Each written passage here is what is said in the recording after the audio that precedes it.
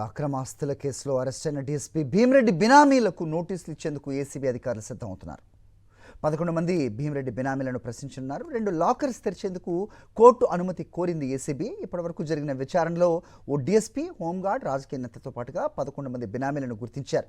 ఎవరు ఏ ఆస్తికి బినామీగా ఉన్నారనే వివరాలను కోర్టుకు అందజేశారు ఏసీబీ అధికారులు. భీమిరెడ్డి ఇంట్లో స్వాధీనం చేసుకున్న 2 మెమరీ కార్డ్స్లోని సమాచారాన్ని విశ్లేషిస్తున్నారు.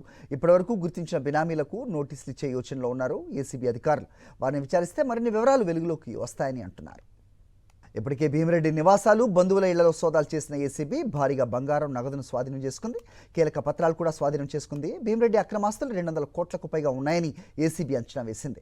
మొదట ఆస్తులు తన పేరు మీద కొనుగోలు చేసి ఆ తర్వాత వాటిని బినామీల పేరున మార్చాడని గుర్తించింది. క్యాన్సిలేషన్ డీడ్ ద్వారా బినామీల పేరిట ఆస్తులను అనుభవిస్తున్నాడని చెబుతోంది ఏసీబీ. మరిన్ని అప్డేట్స్ కోసం ఛానల్ ను సబ్స్క్రైబ్ చేయండి. నోటిఫికేషన్స్ కోసం బెల్ ఐకాన్ పై క్లిక్ చేయండి.